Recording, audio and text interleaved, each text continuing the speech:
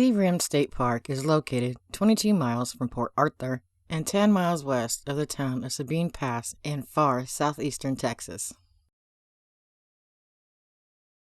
An impressive total of 312 bird species have so far been recorded in the park. At the far southeastern corner of Texas lies a remote and unique coastal park. Sea Rim State Park has nearly 2 miles of Gulf shoreline and 4,000 acres of marshlands.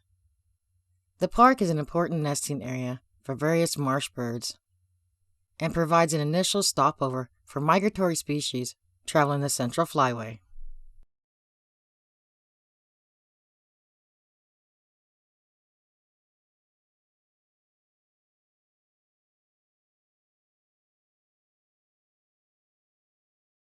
Camping is permitted in the park, and there are a total of 15 campsites with 30 and 50 amp electric and water hookups. All sites are level, paved, and well spaced apart. Each site has a picnic table, outdoor grill, and tent pad. The only downside is that there are no shelters or trees to provide any shade.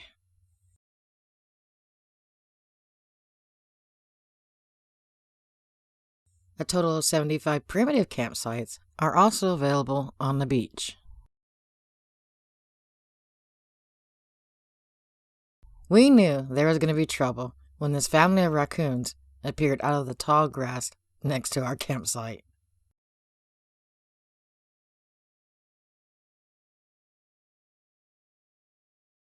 We were right. This raccoon looks like he's up to no good.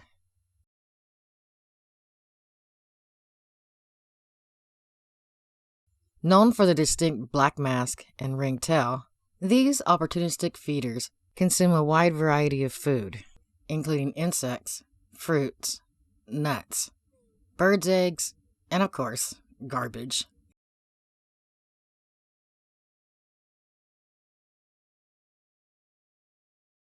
They are highly skilled at using their human-like fingered paws to open garbage dumpsters to find food.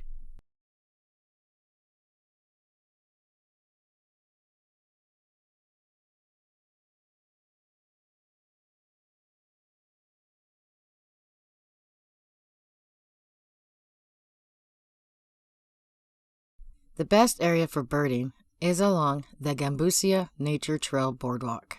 This 0.7-mile boardwalk is wheelchair accessible and offers views of many water birds that frequent the salt marsh. This productive and important habitat is a spawning ground for fish and other amphibians. Because of this, many birds gather here to feast at low tide, and is an excellent place to photograph birds up close.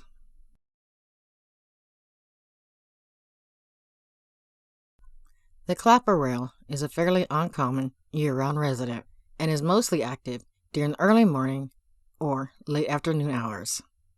This secretive species lives in dense salt marshes, making it difficult to get a good view of one.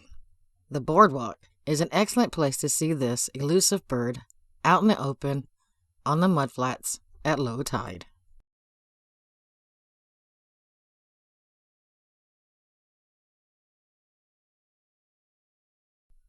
The unmistakable white ibis is a common year-round resident.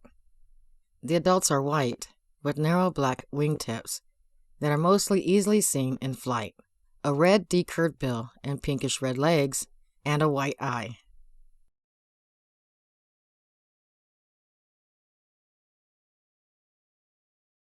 The young birds are mostly brown above with a white belly, pinkish decurved bill and legs, and a dark eye. Juveniles gradually molt into adult plumage by the second fall.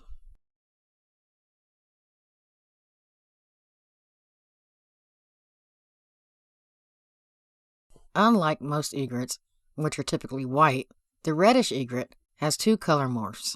The dark morph, which is shown here, has a reddish head and neck and a slaty gray body. A small percentage of birds in Florida and the Gulf Coast are entirely white and can be confused with a smaller, snowy egret, which has yellow feet. Although present year-round, The reddish egret is most numerous at sea rim during summer and fall.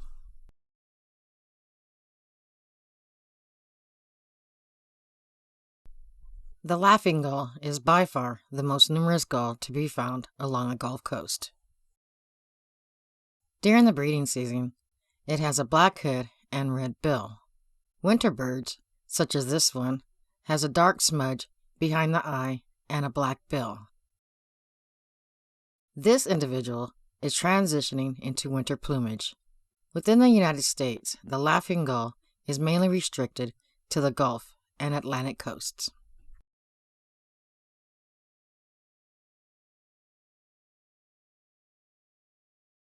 The semi-palmated plover looks like a smaller version of a killdeer,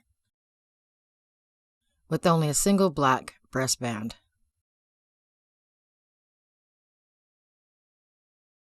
It has a run and stop foraging behavior, running a few steps before pausing and then grabbing small prey on the ground. This plover is a common year-round resident at sea rim.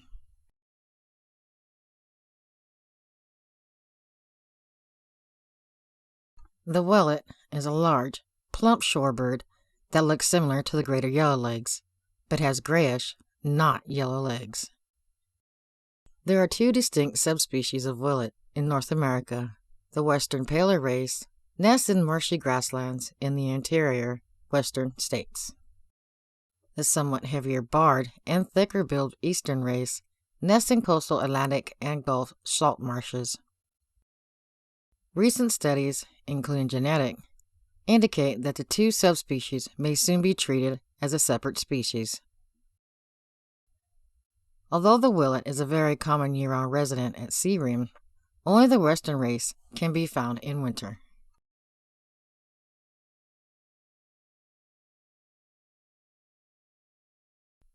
The long-billed curlew is the largest shorebird in North America. This unmistakable bird stands about 2 feet tall and has a wingspan of almost 3 feet. It breeds in the grasslands of the Great Plains and Great Basin, and small numbers can be found at sea rim mainly from September through March.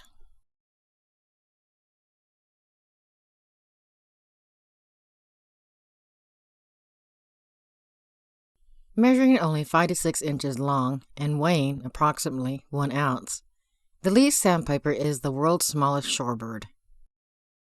To put this into perspective, it is not much bigger than a sparrow.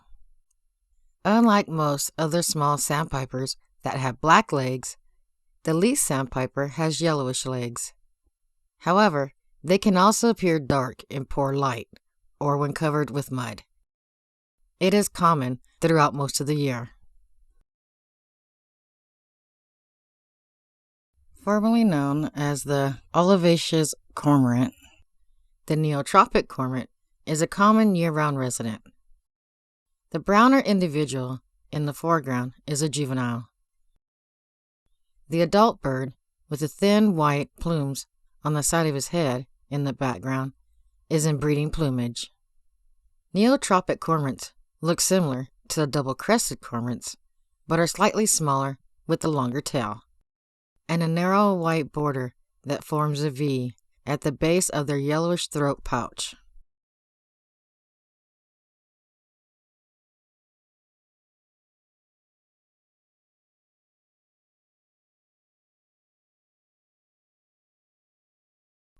The elegant and slender black-necked stilt is a distinctive shorebird known for its long pink legs and black and white plumage. It moves deliberately when foraging, walking slowly, picking up prey on and just below the water's surface with its long, thin bill. It is most numerous at sea rim from March through November.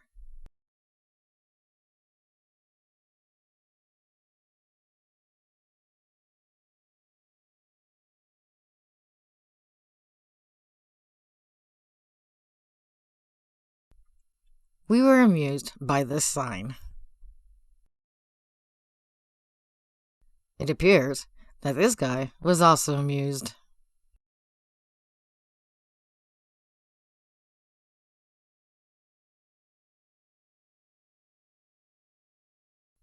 After a good day of birding, there is nothing like going to the beach and seeing the moon rise, the waves gently rolling towards you, and watching a magnificent sunset to end the day.